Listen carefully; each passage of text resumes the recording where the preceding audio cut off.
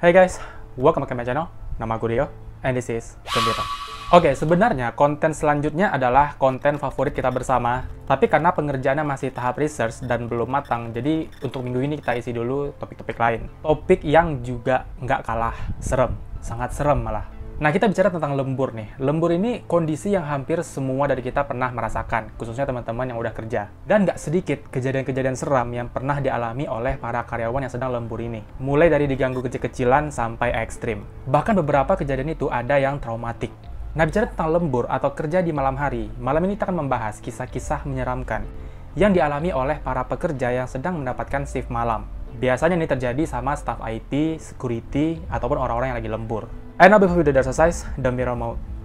Slow it.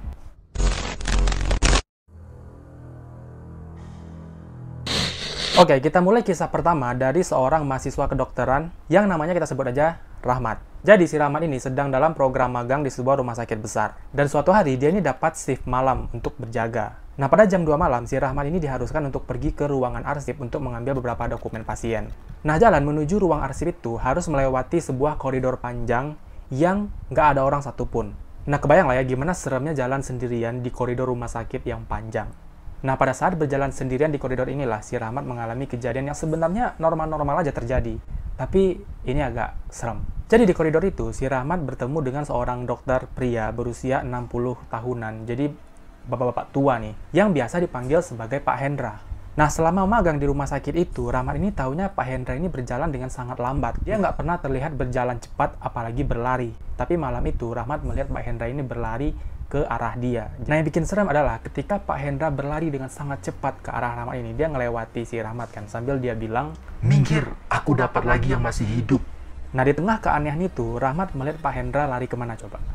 Dia lari masuk ke dalam kamar jenazah. Nah, dipantau nih, ditunggu beberapa menit, tapi Pak Hendra nggak juga keluar dari kamar jenazah. Akhirnya si Rahmat ini kayak nggak ada rasa pengen tahu atau penasaran, dia langsung ngelanjutin aja jalannya menuju ke ruangan arsip. Bapak-bapak tua yang biasanya nggak pernah jalan cepat, apalagi lari, malam itu dia lari. Di tengah koridor sendirian, masuk ke kamar jenazah. Ngapain coba? Aku nggak tahu ini kisah asli atau enggak ya, karena cuma dapat dari artikel. Tapi menurut kalian gimana? Apakah ini rasanya wajar terjadi di dunia nyata? Apakah Rahmatnya hanya halusinasi atau Pak Hendranya kerasukan? Dan apa maksudnya kata-kata aku dapat lagi yang masih hidup?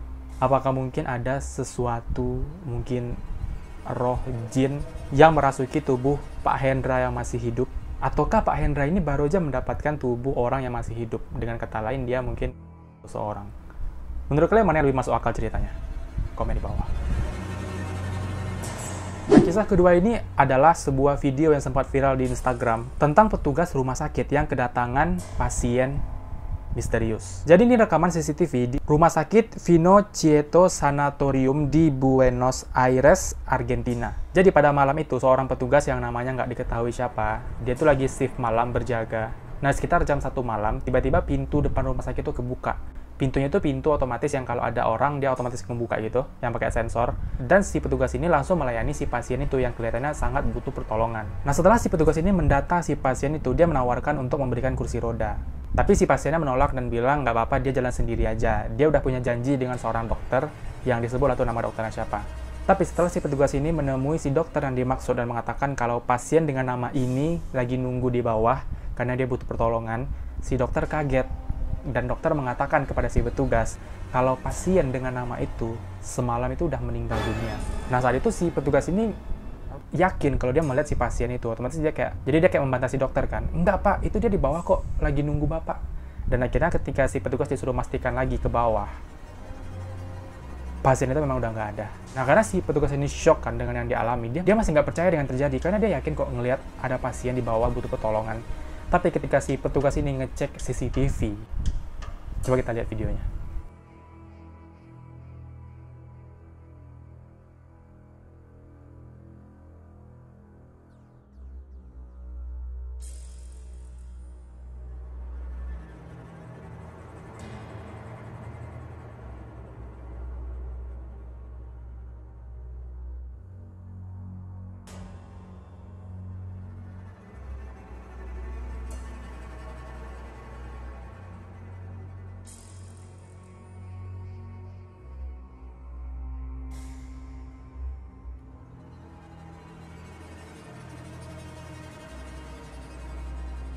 ternyata dia itu lagi ngomong sendirian, guys. Si petugas shock setelah ngeliat CCTV itu, dan dia juga nggak percaya nih, kok bisa dia ngeliat yang kayak begituan.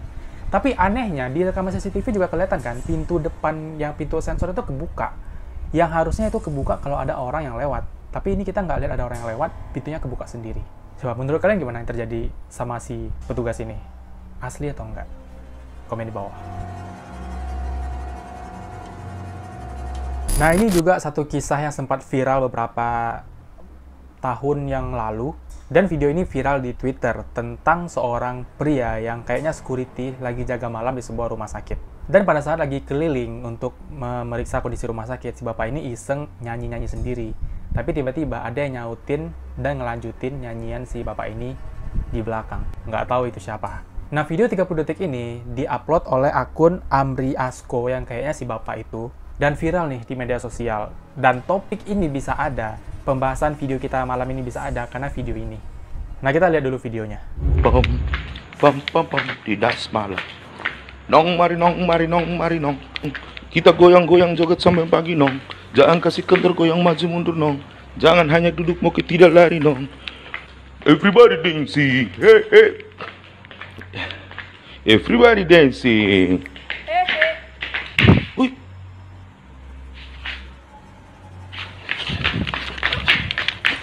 Coba, menurut kalian itu apa? Apakah hantu atau memang perempuan manusia asli yang iseng gangguin si bapak itu? Kalau memang iseng, seniat itu jangan ikuti bapak itu keliling ronda.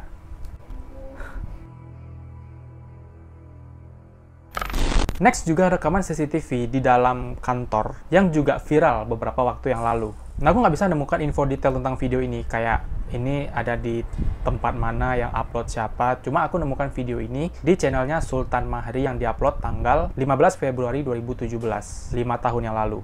Dan rekaman CCTV ini memperlihatkan seorang karyawan yang lagi lembur malam karena dia baru bangun tidur tuh di dalam ruangan dan dia diganggu oleh sesuatu.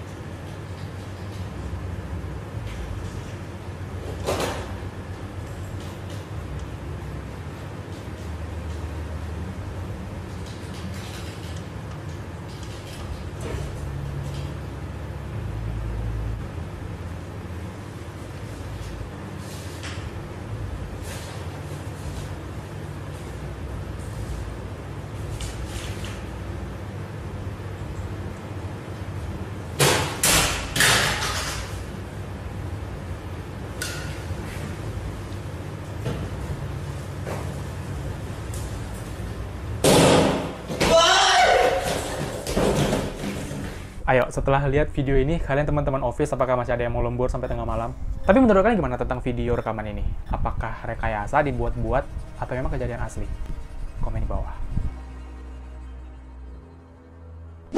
Oke, kisah keempat ini nggak ada video atau foto apapun, cuma cerita yang disampaikan kepada Twitternya Bri Story. Ya, dia manggil narasumber, terus bercerita, ditulislah ceritanya di Twitternya, thread. Ini aku pas baca kisahnya asli merinding, guys. Serem banget ngebayangin jadi orang yang mengalaminya. Jadi ini kisah tentang dua security yang bernama Pak Yono dan Pak Hamdan di salah satu gedung pencakar langit di Jakarta ketika mereka lagi jaga. Dan ini diceritakan langsung oleh Mas Yono kepada si Bri Story tadi. Jadi ceritanya gini.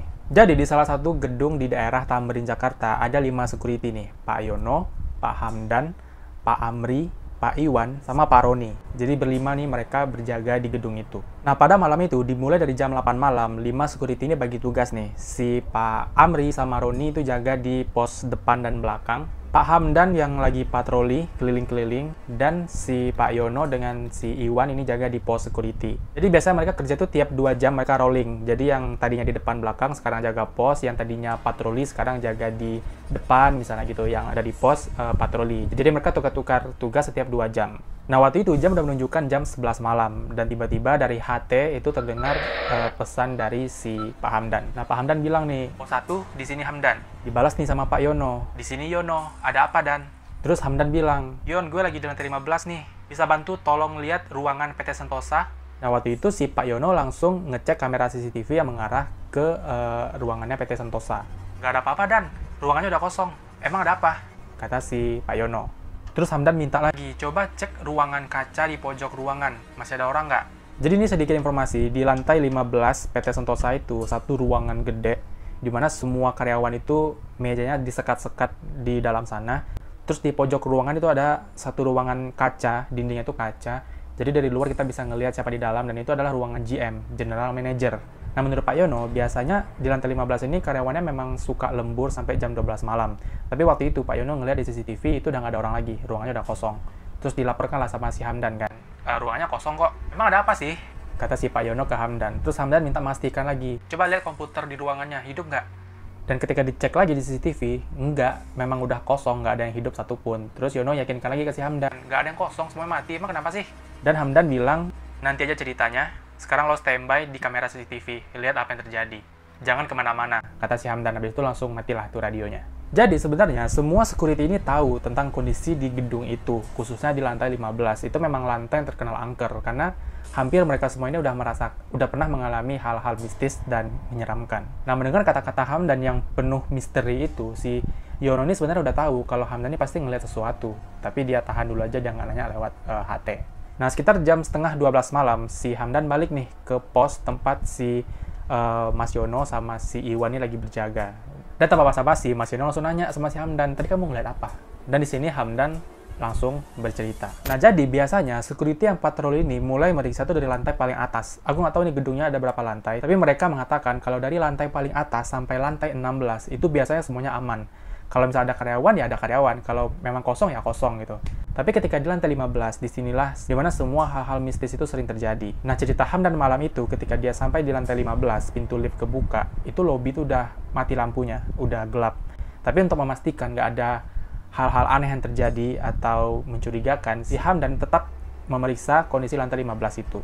Nah, tempat pertama yang diperiksa di lantai 15 itu adalah ruangan staff. Jadi ada satu pintu, ketika dibuka, itu langsung kelihatan ruangan besar yang bisa menampung puluhan karyawan yang meja disekat-sekat tadi itu. Dan di pojok ruangan di ujung, itu dari pintu utama, dari tempat Hamdan berdiri, itu udah kelihatan tuh ruangan kacanya. Jadi kalau misalnya siang, kita bisa ngelihat siapa yang ada di dalam sana. Dan beberapa belas meter di depan pintu ruang kaca ini, ada pintu menuju ke musola sama ruang meeting. Nah, awalnya si Hamdan ini cuma ngintip dari pintu utama menuju ke dalam, karena dari pintu pun nggak perlu masuk, kita udah bisa ngelihat isi semua ruangan di dalam itu. Nah, tadi kan aku bilang tuh beberapa meter di depan ruang kaca itu ada pintu menuju ke musola. Nah, pintu musola ini nggak akan kelihatan kalau dari pintu utama. Jadi kita masuk dikit, karena di sebelah pintu utama itu ada meja resepsionis. Nah, ketika kita udah masuk dikit, kita nggak ke kiri, baru kelihatan tuh pintu musolanya. Nah, dari pintu utama itu, Hamdan melihat ke ruangan kaca di pojok. Itu ada cahaya yang hidup, tapi bukan lampu. Nah, karena penasaran, Hamdan ini masuk dikit untuk ngeliat lebih jelas nih, itu lampu apa yang hidup. Dan dari kejauhan, dari pintu utama itu, kelihatannya kalau itu adalah layar komputer yang hidup, layar monitor nih, hidup di tengah-tengah kegelapan malam. Tapi dia bisa ngelihat di sana itu nggak ada orang satupun, nggak ada yang kerja. Cuma di sini Hamdan memastikan itu lampu monitornya kenapa bisa hidup, apakah ada orang atau gimana, atau mungkin lupa dimatikan. Jadi Hamdan ini berniat masuk mendekati ruang kaca itu untuk mematikan komputernya, atau seenggaknya ngecek lah gitu kan. Nah, perlahan Hamdan ini masuk, mendekat ke ruangan kaca. Pokoknya suasana di dalam tuh bener-bener gelap dan hening. Cuma suara langkah kaki si Hamdan yang kedengaran. Nah, kondisi malam itu sebenarnya nggak gelap-gelap amat, tapi ada cahaya-cahaya dari lampu luar gedung yang masuk ke dalam ruangan itu. Tapi tetap harus dibantu senter biar bisa ngeliat lebih jelas. Nah, tapi entah di langkah yang keberapa, Hamdan ini tiba-tiba berhenti. Dia berhenti karena dari pintu menuju ke musola, keluarlah seseorang, laki-laki, bertubuh tinggi dan agak besar, mengenakan kemeja putih lengan panjang, berdasi, dan pakai celana hitam. Dia berjalan menuju ke arah ruangan kaca yang pintunya itu udah kebuka dari tadi. Dia berjalan nggak melihat ke arah si Hamdan, dia cuma menatap lurus ke depan, dan Hamdan mau memastikan nih, itu siapa yang jalan. Tapi dia nggak mau nyorotkan senternya ke arah orang itu. Karena Hamdan yakin kalau orang yang keluar dari pintu itu bukan general manager, karena perawakan tubuhnya berbeda. Nah, awalnya si Hamdan ini pengen langsung nyapa orang itu, nanya kok belum pulang atau dia siapa gitu kan. Tapi nggak jadi, dia urungkan niatnya karena dia menyadari sesuatu yang sangat aneh. Ternyata Hamdan ini sadar kalau si orang itu mulai dari keluar dari pintu sampai berjalan nggak ada suara satupun yang kedengar. Dia buka pintu nggak ada suaranya, dia melangkah pun nggak ada suaranya. Padahal ketika Hamdan berjalan sendirian, dia bisa dengar jelas kok suara langkah kakinya karena saking senyapnya suasana dalam itu. Dan Hamdan ini tetap berdiri di tempatnya ngelihat si pria itu yang lagi masuk ke dalam ruangan kaca dan duduk di depan monitor. Nah, karena dia duduk di depan monitor yang hidup, otomatis wajahnya itu bisa kelihatan jelas kan sama si Hamdan, dibantu oleh cahaya dari monitor itu. Tambah lagi, jarak mereka itu cuma belasan meter, jadi kalau saling bertatapan, mereka bisa ngelihat dengan jelas ekspresi wajah mereka. Nah, pada saat itu, Hamdan melihat dengan jelas pria yang lagi duduk di depan monitor itu langsung mengarahkan pandangannya ke si Hamdan. Tapi ekspresi wajah itu cuma diem aja, dia nggak bicara, nggak ada ekspresi, diam aja dia ngelihat si Hamdan yang lagi berdiri, diam, mematung di tempatnya. Dia nggak ngomong apa-apa, dia diam aja dengan wajahnya yang tajam ngelihat si Hamdan. Nah, yang awalnya si Hamdan mau mendekat ke ruangan kaca itu untuk ngelihat si orang itu siapa, dia malah perlahan mundur menuju ke pintu utama, mundur. Tapi pandangan mereka nggak lepas nih, mereka masih saling menatap satu sama lain. Hamdan masih natap muka si orang itu masih ngelihat tajam ke arah si Hamdan. Dari sini perlahan orang yang di dalam ruangan kaca itu tersenyum kepada si Hamdan. Yang pastinya senyum bukan senyum yang ramah, guys. Senyum itu dingin banget. Kalian kebayang senyum orang yang dingin gimana? Nah, Hamdan makin mempercepat langkah mundurnya dan akhirnya dia berlari nih ke pintu utama. Sampai akhirnya Hamdan ini udah di pintu utama di dekat meja resepsionis. Nah, di sanalah si Hamdan ini nelpon si Yono untuk nanya kondisi lantai 15 di PT Sentosa, di ruang ujung yang kaca itu ada orang atau enggak. Karena Hamdan ini waktu nelpon ini lagi ngeliat di sana itu ada cowok yang lagi diam menatap dia sambil tersenyum. Dan harusnya Hamdan sadar dengan keanehan itu karena udah dengar jawaban dari Yono. Di dalam sana itu nggak ada orang, kosong. Hamdan ini masih penasaran dengan sosok pria tadi. Akhirnya dari pintu depan, dia ngintip dari pintu kaca. Si pria ini masih duduk di dalam ruangan kaca itu, masih depan monitor, masih melihat tajam ke arah si Hamdan yang lagi ngintipin dia. Dan gak lama setelah itu, si pria ini berdiri dari kursinya, dan dia berjalan dengan cepat ke arah pintu utama, ke arah si Hamdan. Waktu itu Hamdan langsung lari terbirit-birit ke tangga darurat dan langsung pergi ke pos jaga di basement. Udah nggak peduli lagi tuh kondisi lantai 14 ke bawah itu gimana. Pokoknya udahlah, dia balik ke basement. Nah, sebenarnya itu bukan kisah pertama yang mereka alami. Si Yono itu juga pernah mengalami kejadian aneh waktu dia lagi patroli. Dan itu kejadiannya siang, bukan malam. Jadi kejadiannya itu di siang hari, waktu itu lagi hari libur besar, tapi nggak tahu libur memperingati apa. Jadi mereka ini jaga di gedung yang sama kan. Nah, biasanya ketika jaga siang hari dari libur itu nggak se-ekstra jaga malam. Jadi mereka nggak akan ngecek satu persatu lantai di gedung itu, kecuali kalau ada kondisi yang memaksa, barulah mereka masuk ke dalam. Kalau nggak, mereka ini cuma keliling jaga di depan gedung aja. Nah, waktu itu security hanya berempat, si Yono, si Amri, Iwan, sama Hendra. Bukan si Hamdan atau si Roni nih. Nah, waktu jam 1 siang, ketika Yono ini ada di daerah lobi, dia ini dengar dari radio, si Iwan bilang, Yon, bantu periksa lantai 15 ya. Tadi pagi ada 2 orang karyawan yang datang. Tapi waktu si Iwan ngelihat dari monitor, 2 orangnya udah nggak ada lagi. Tolong dicek, Yon. Jadi ini untuk memastikan 2 karyawan ini masih di dalam atau udah pulang gitu. Nah, sebenarnya ini kondisi yang juga sering terjadi di hari libur besar tuh, masih ada karyawan yang datang beberapa orang untuk bekerja. Entah karena lembur atau kondisi yang mendesak. Dan akhirnya si Yono ini langsung naik ke lantai 15, keluar dari lift, dia langsung masuk tuh ke ruangan PT Sentosa tadi. Nah, tapi walaupun banyak karyawan yang juga datang di hari libur untuk kerja, tapi nggak untuk lantai 15. Jarang-jarang tuh ada karyawan yang mau datang di hari libur ke lantai 15. Karena ya cerita tadi itu. Dan seharusnya kalau emang ada karyawan yang datang untuk kerja, mereka harus lapor ke security dulu untuk bisa masuk ke dalam gedung. Karena yang megang kunci gedung kan security nih. Nah, karena udah tahu cerita tentang lantai 15 yang nggak normal ini, si Pak Yono ini nggak langsung masuk ke dalam ruangan. Tapi dia cuma berdiri di pintu depan, ngintip dari pintu yang berbahan kaca ke dalam. Karena tadi kan cuma ngintip, kita bisa ngeliat tuh isi dalam ruangan itu apa aja, siapa aja di sana. Dan saat itu Yono memang ngeliat kalau ruangan itu kosong, nggak ada satupun orang, termasuk ruangan kaca, ruangan si general manager yang tadi itu juga kosong. Dan akhirnya Yono bilang lewat radio ke si Iwan, "Iwan, lantai 15 kosong nih, nggak ada orang sama sekali." Tapi Iwan mengatakan kalau masuk aja dulu Yon, cek, pastikan aja kalau memang udah kosong. Habis itu jangan lupa kunci pintunya lagi ya, kata si Iwan kan. Nah, karena dirasa ini memang perlu, Yono pun menyetujuinya dan masuk ke ruangan PT Sentosa itu. Dan Yono juga menyadari kalau pintu utama itu nggak kekunci, udah bisa kebuka, yang artinya sebelumnya memang ada orang yang udah masuk. Nah, ketika Yono masuk, dia memeriksa dengan detail setiap sudut ruangan sembari perlahan berjalan ke ruangan kaca di ujung. Dan udah pasti nih, kalau ruangan itu kosong semua, nggak ada satupun orang. Tapi, Yono masih penasaran dengan ruangan musola, pintu yang ada di depan ruang kaca tadi. Dia juga harus memeriksa nih, siapa tahu 2 orang tadi itu lagi sholat kan di dalam, karena pintu utama tadi masih kebuka kan. Pikir si Yono sih, ya sekalian ngecek lah, udah di sini juga. Nah, masuklah tuh si Yono ke dalam pintunya, dan ketika masuk dalam pintu itu, hal pertama yang didengar si Yono adalah suara gemericik air, seakan-akan ada yang ngidupin keran, mungkin untuk wudhu. Dan ketika Yono masuk ke dalam ruangan wudhu, ternyata ruangan pertama itu air dalam keadaan mati, nggak ada yang hidup. Terus dia pindah ke ruangan sebelahnya, ini mungkin wudhu laki-laki dan wudhu perempuan ya, jadi wudhu laki-laki itu nggak ada air yang hidup. Nah, dia ngecek nih di air wudhu perempuan, dan ternyata memang ada keran yang hidup di sana, mungkin habis wudhu. Nah, akhirnya si Yono matikan kerannya dan dia keluar lagi dari tempat wudhu.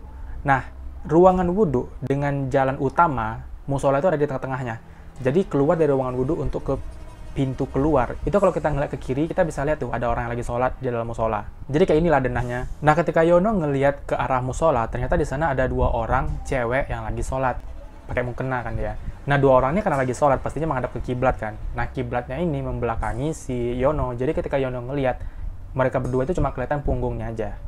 Yang satu sholat di pojok kanan, yang satu lagi beberapa meter di belakang si orang yang di pojok tadi. Jadi mungkin mereka kayak berjamaah gitulah. Emang cewek bisa jamaah ya? Ya pokoknya mereka gitulah sholatnya, berdua gitu.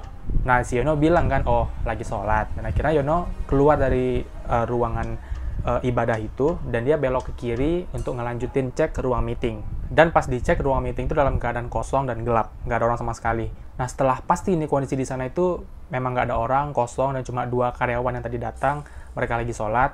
Saat itulah tiba-tiba si Iwan nih nyaut lagi nih di radio, nanya, "Gimana Yon, udah aman?"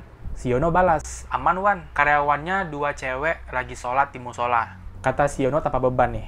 Dan saat itulah si Iwan kaget. "Hah? Cewek? Yon, karyawan yang tadi datang itu laki-laki dua-duanya, nggak ada yang cewek." Saat itulah Yono langsung,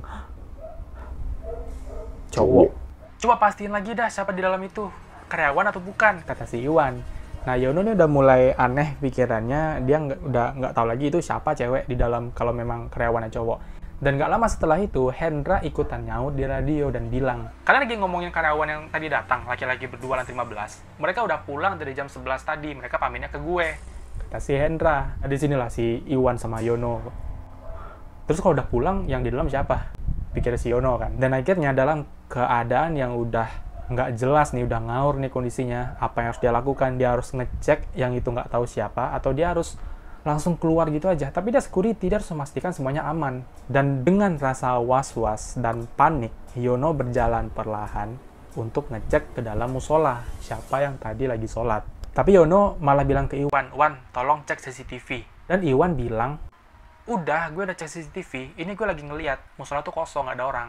Dan Yono makin shock lagi nih, aduh gimana ya, dia nggak tahu harus ngapain, dia bingung, dia masih berdiri di ruang meeting, karena was-was nih kalau misalnya dia lewatin itu pintu musola, tiba-tiba ada jump scare kan ngeri guys. Dan akhirnya karena nggak ada jalan lain, mau nggak mau dia tuh harus melewati pintu musola itu kan, dan akhirnya dia memberanikan diri lah untuk berjalan perlahan ke arah pintu keluar. Dan akhirnya Yono sampai nih di depan pintu musola, harusnya dia bisa langsung jalan ke pintu keluar, tapi rasa penasaran itu mengalahkan rasa takutnya. Dan akhirnya Yono kembali ngintip ke lorong yang menuju ke musola tadi. Dan di sana, dua perempuan bermukena itu masih ada. Dia masih berdiri di posisi yang sama, di pojok kanan dan di belakangnya. Tapi kali ini posisinya berubah, yaitu dua cewek ini lagi melihat ke arah luar. Jadi lagi ngelihat ke arah si Yono yang lagi ngintip mereka. Dua orang ini cuma diam, mematung dengan posisi sholat, mengarah ke si Yono. Dua orang ini menatap dengan mata yang kosong, tapi sambil tersenyum, dengan mukanya yang udah pucat. Beberapa detik Yono ini terdiam ngeliat mereka, karena terhipnotis gitu guys. Dan di detik berikutnya, Yono baru sadar kalau ini nggak benar, dan dia langsung lari terbirit-birit ke pintu keluar. Langsung kunci pintunya dan langsung turun ke bawah. Jadi itu pengalaman Hamdan di malam hari dan Yono di siang hari ketika ada di lantai 15. Lantai yang terkenal angker di gedung itu. Gila. Menurut kalian gimana ceritanya? Komen di bawah. Nah, ini video terakhir yang bakal kita tonton, dan sebenarnya ini udah pernah aku bahas di video ini, tapi rasanya untuk topik ini harus masuk. Seru banget. Jadi pada 1 November 2012, petugas security yang lagi mantau lewat CCTV di Castlefield House di Liverpool Road, Manchester. Dan security ini melihat bermacam-macam kejadian di malam hari yang terjadi di dalam gedung itu. Ini videonya.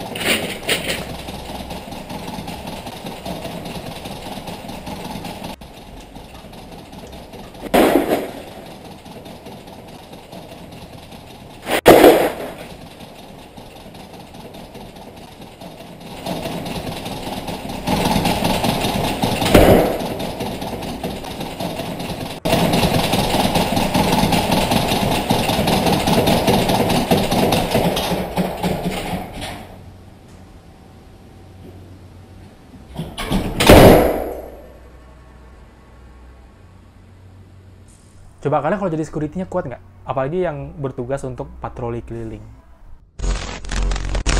So guys, itu beberapa kisah-kisah menyeramkan yang dialami oleh para karyawan yang lagi shift malam ataupun lagi lembur di tempat dia bekerja. Dan untuk teman-teman yang udah karyawan nih dan pernah mengalami hal-hal mistis waktu lagi lembur malam atau waktu lagi shift malam, coba dong ceritakan di bawah. Siapa tahu kisah kalian juga sama serunya dengan kisah-kisah yang tadi kita bahas. Dan aku mau tahu pendapat kalian tentang yang tadi kita bahas, apakah itu kira-kiranya asli atau rekayasa dibuat-buat. Komen semua pendapat kalian di kolom komentar. Ya, aku harap topik ini bisa menghibur teman-teman sebelum minggu depan kita bahas hal-hal yang mengerikan lagi di Amerika Serikat. Jadi ya, semoga kalian suka pembahasan malam ini. Seperti biasa, kalau misalnya kalian suka, klik like-nya, subscribe channel ini untuk berlangganan, dan klik loncengnya untuk dapat notifikasi kalau ada video baru. Jangan lupa tinggalkan komentar, kritik, dan saran untuk kemajuan channel ini, dan jangan lupa share video ini ke teman-teman yang lain. Terima kasih sudah menonton, sampai jumpa di video-video selanjutnya. Tumben jelas ngomongnya. Bye guys.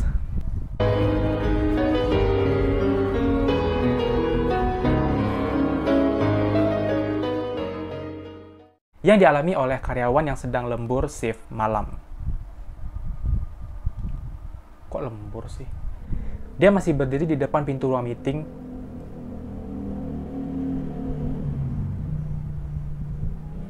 Dan si security ini melihat kejadian.